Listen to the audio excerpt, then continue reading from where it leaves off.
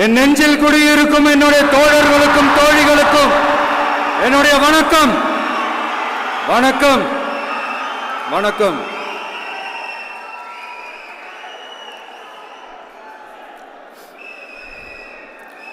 கதறல் சத்தம் எப்படி இருக்கு?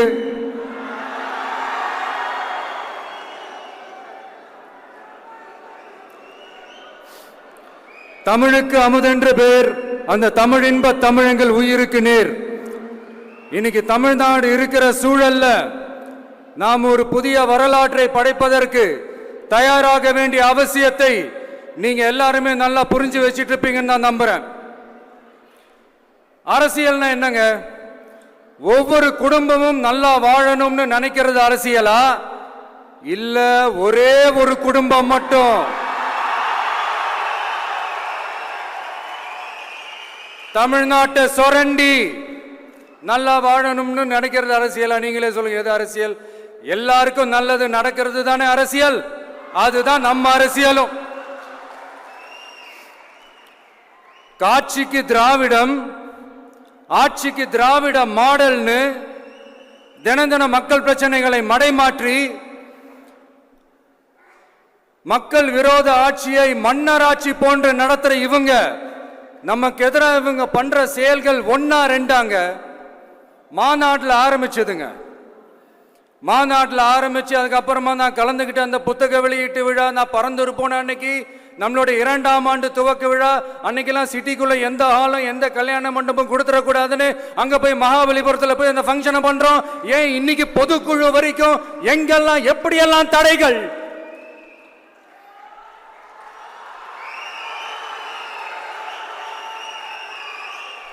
ஆனா அத்தனை தடைகளையும் தாண்டி நம்மளுடைய தோழர்கள் சந்திப்பு நிகழ்ச்சிகள், மக்கள் சந்திப்பு நிகழ்ச்சிகள் தொடர்ந்து நடந்துகிட்டு தான் இருக்கும். அது தொடர்ந்து நடக்கும்.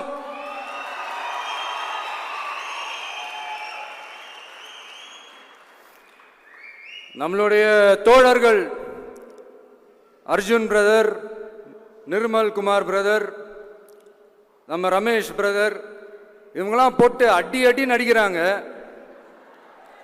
நாமளும் அதே மாதிரி அடிக்கணுமான்னு மனசுக்குள்ள ஒரு யோசனையா தான் இருக்கு.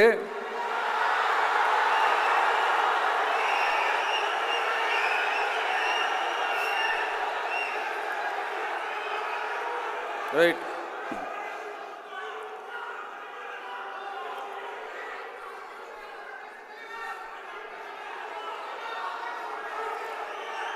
ஓகே, ரைட், புரிஞ்சிச்சு.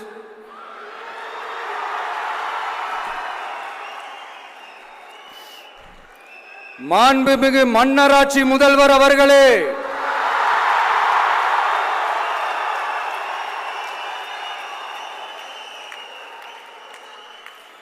மாண்புமிகு திரு முத்துவேல் கருணாநிதி ஸ்டாலின் அவர்களே,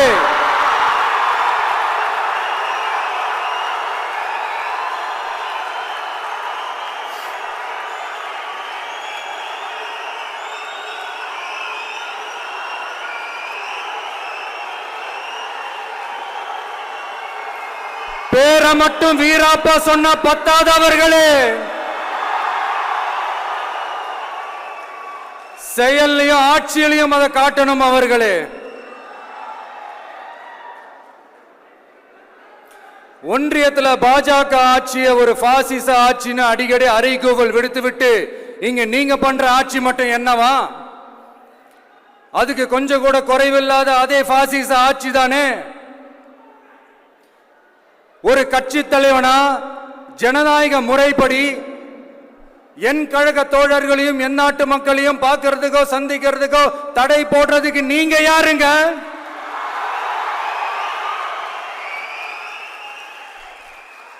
தடையை மீறிய மக்களை பார்க்கணும்னு முடிவு பண்ணிட்டா போயே தீருவேன். சட்டத்தை மதிக்கணும்ன்ற ஒரே காரணத்துக்காக தான் அமைதியா இருக்கிறேன். நேத்து வந்தவெல்லாம் முதலமைச்சர் ஆகணும்னு கனவு காண்றான்னு சொல்றீங்க. அது நடக்கவே நடக்காதுன்னு சொல்றீங்க.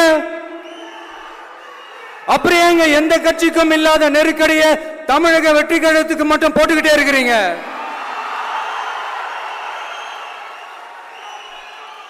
அணை போட்டு ஆத்த வேண்டும்னா தடுக்கலாம், காத்த தடுக்க முடியாது.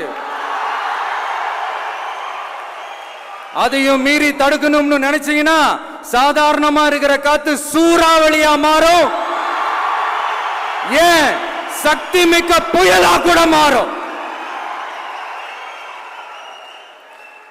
எனது அருமை தமிழக வெற்றி கழக தோழர்களே, நான் மாநாட்டில் ஒரு விஷயத்தை ரொம்ப வலியுறுத்தி சொன்னேன். அதே தான் இங்க நான் திரும்பவும் ரிப்பீட் பண்றேன்.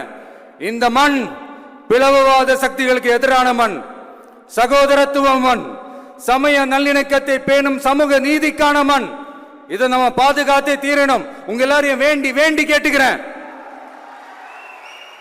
தமிழ்நாட்டிலிருந்து பல பகுதிகளிலிருந்து வர செய்திகள்லாம் கேட்கும் போது மன உளைச்சலையும் மன வேதனையும் தரதாகவே இருக்கு. சட்டம் ஒழுங்குன்னு ஒன்று இருக்கிறதாவே தெரியல. அதுக்கெல்லாம் இந்த கரப்ஷன் கபடதாரிகள் கவர்மெண்ட் தான் காரணம். இந்த நிலைமை மாறணும். அதுக்கு இருக்கிற ஒரே வழி, இங்க உண்மையான மக்களாட்சி மலரணும். அது வரணும்னா இவங்களை மாத்தணும்.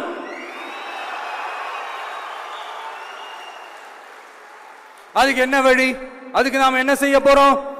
நம்மளுடைய தோழர்கள் டெய்லி மக்களை போய் பாருங்க, அவங்களோட பேசுங்க, ஒவ்வொரு தெருவுக்கும் போங்க, ஒவ்வொரு வீட்டுக்கும் போங்க, அவங்களோட பிரச்சனைகள் என்னன்னு கேளுங்க, அதை தீர்க்கிறதுக்கு என்ன வழின்னு யோசிங்க. அப்பதான் அவங்களுக்கு நம்ம மேல ஒரு நம்பிக்கை வரும். அப்படி ஒரு ஆழமான நம்பிக்கையை விதைச்சிட்டு அதுக்கப்புறமா நிமிந்து பாருங்க. ஒவ்வொரு வீட்டோட உச்சிலையும் தமிழக வெற்றி கழகத்தோட இரட்டை போர் யானை வாகை மலர் கொடி தானா பறக்கும், தானா பறக்கும்.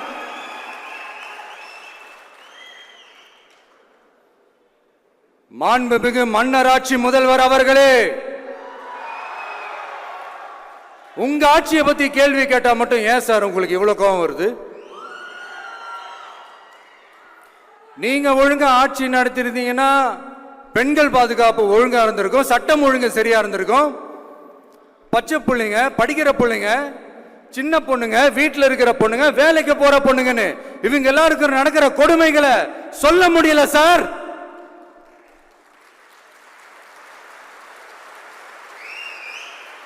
இதுல வேற உங்களை அப்பான்னு வேற கூப்பிடுறாங்கன்னு சொல்றீங்க.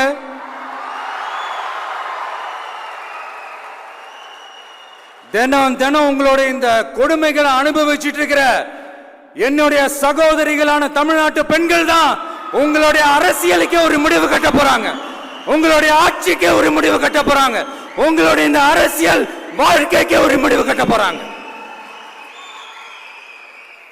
சரி, பெண்களோட லைஃப் தான் இப்படி போராட்டமா இருக்குன்னு பார்த்தா இங்க எத்தனை போராட்டங்கள்?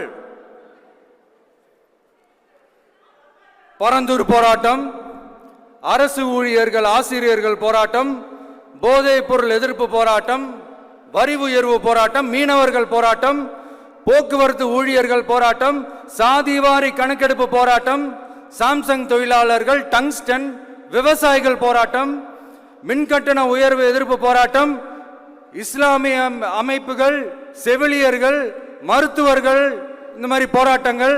இதெல்லாம் சும்மா சாம்பிள் தான். இது இன்னும் சொல்லிட்டே போலாம், இந்த நாள் பத்தாது. ஆனா இந்த எல்லா போராட்டங்களுக்கும் தமிழக வெற்றி கழகம் கூட நிற்கும்.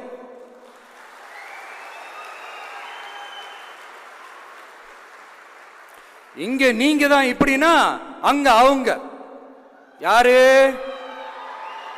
உங்க சீக்ரெட் ஓனர். அவங்க உங்களுக்கும் மேல மாண்புமிகு திரு மோடிஜி அவர்களே,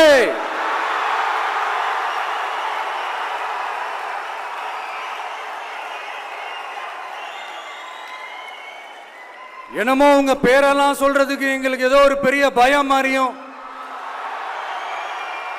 அப்படி ஒரு விஷயத்த சொல்லிடுறது. பேரை சொல்லணும், பேரை சொல்லணும், பேரை. நான் ஒரு படத்துல சொல்லுவேனே, லியோவை பார்க்கணும், லியோவை பார்க்கணும், லியோவை பார்க்கணும்.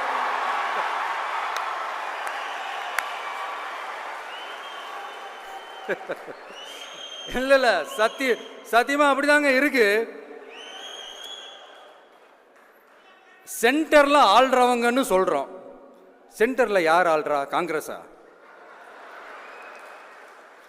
இங்க ஸ்டேட்ல ஆள்றவங்கன்னு பேசுறோம். இங்க யார் ஆள்றா? அதிமுகவா? அப்புறம் என்ன பேரை சொல்லணும், பேரை சொல்லணும்? எனக்கு புரியலையே. நீங்க தானே கேட்டீங்க, வச்சுக்கோங்க.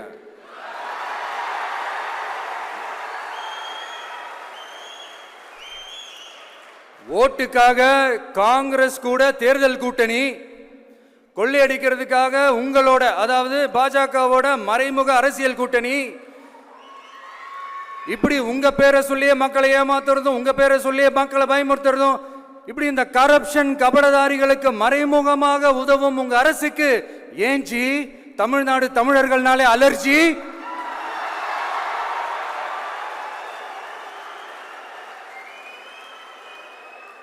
தமிழ்நாட்டிலிருந்து வர ஜிஎஸ்டியே கரெக்டா வாங்கிக்கிறீங்க, ஆனா தமிழ்நாட்டுக்கு பட்ஜெட்ல நிதி ஒதுக்க மாட்டேங்கிறீங்க. இங்க படிக்கிற நம்ம பிள்ளைங்களோட படிப்புக்கு நிதி ஒதுக்க மாட்டேங்கிறீங்க, ஆனா மும்மொழி கொள்கையை திணிக்கிறீங்க. டீலிமிட்டேஷன் என்ற பேர்ல தமிழ்நாட்டோட பார்லிமெண்ட் சீட்ஸ்லையும் கை வைக்க பாக்குறீங்க. ஒரே நாடு ஒரே தேர்தல் நீங்க ஸ்டார்ட் பண்ணப்பவே புரிஞ்சிருச்சு பிரதமர் சார் உங்க பிளான் என்னன்னு, எங்கெல்லாம் எப்படியெல்லாம் எந்த திசைகள் எல்லாம் இந்த நாட்டை கொண்டு போலாம்னு. சார் உங்ககிட்ட நாங்க சொல்லிக்கிறதெல்லாம் தமிழ்நாட்டை கொஞ்சம் கேர்ஃபுல்லா ஹேண்டில் பண்ணுங்க சார்.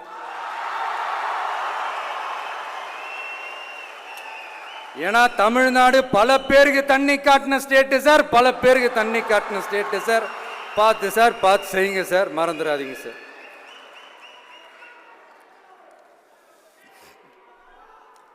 தமிழ்நாட்டு மக்களுக்கு இன்னைக்கு இந்த பொதுக்குழு வழியா ஒரு உத்தரவாதத்தை நாம கொடுக்க போறோம்.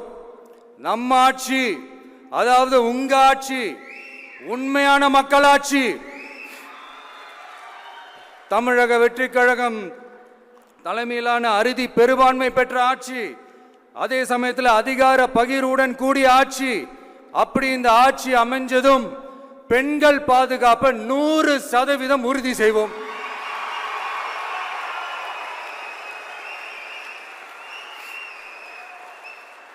சட்டம் ஒழுங்கு ரொம்ப முறையா ஸ்ட்ரிக்டா வச்சிருப்போம். கல்வி, சுகாதாரம், மருத்துவம்னு அத்தனையிலையும் ரொம்பவே கவனம் செலுத்துவோம். அதுவும் எல்லாருக்கும் ஈஸியா ஈக்குவலா கிடைக்கிற மாதிரி செய்யறது தான் நம்ம டார்கெட்.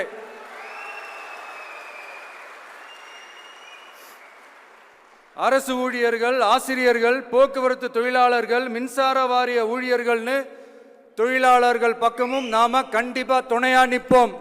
ஏன்னா நாம எப்பவுமே உழைக்கிறவங்க பக்கம்தான்.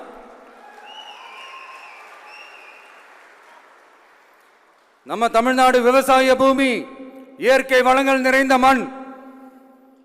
இந்த விவசாயத்துக்கும் இயற்கை வளங்களுக்கும் எதிரா எந்த விதமான ஒரு திட்டத்தையோ நடவடிக்கையோ கொண்டு வர்றதை எங்களால் ஏற்கவே முடியாது.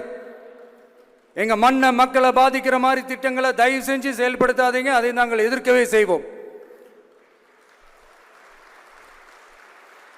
தமிழ்நாட்டை எல்லா வகையிலும் பாதுகாக்க வேண்டியது எங்களுடைய உரிமை, கடமை, கொள்கை எல்லாமே. The fundamental strength of politics is uncompromising principles and ideologies. Periyar's social justice, Kamarajar's honest administration, Ambedkar's equal justice and equal opportunity, Velu Nachiyar's social inclusivity and communal harmony, Anjali Ammal's fighting for water resources were the reasons for choosing them as our party's ideologues and policy leaders. I would like to mention here with pride that we are the first political party to declare two historic women icons who are India's freedom fighters from Tamil Nadu as our party's ideologues and policy leaders. இப்படி ஒரு ஆழமான நம்பிக்கையுடன் வரும் 2026 தமிழ்நாடு சட்டமன்ற தேர்தலில் ஒரு மாபெரும் அரசியல் மாற்றத்தை கொண்டு வந்து மக்கள் சக்தியின் உதவியுடன் மக்கள் விரும்புகிற ஒரு நல்ல அரசை அமைப்பதில் உறுதியாக இருப்பதால்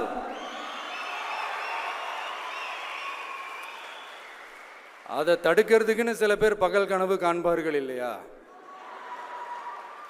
அவங்க எல்லாருக்குமே சொல்லிக்கிறது ஒண்ணுதான், காற்று, மழை, வெயில், இயற்கையை யாரால் கட்டுப்படுத்த முடியும்? யாரால் தடுக்க முடியும்? இவை எல்லாம் கடவுளால் உருவாக்கப்பட்டவை. அப்படிதான் எம் மக்களுக்கான அரசியலையும் யாராலும் தடுக்க முடியாது. அரசியல் சூறாவளியையும் தேர்தல் சுனாமியையும் தடுப்பார் எவர். அப்படிதான் எம் மக்களுக்கான அரசியலையும் அந்த வெற்றியையும் யாராலும் தடுக்க முடியாது. அப்படி தடுக்கணும்னு நினைக்கிறவங்களோட கனவு ஒரு நாளும் மெய்ப்படாது. Before concluding my speech, few words from William Blake. Men may come, men may go, but I go on forever.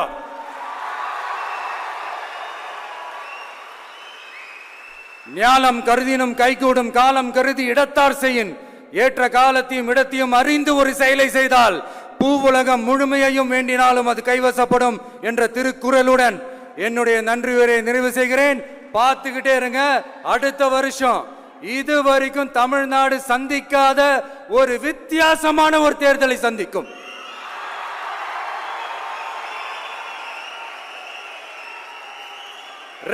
ரெண்டு பேருக்கு நடுவுல தான் போட்டியே. ஒன்னு டிவிகே, இன்னொன்னு டிஎம்கே.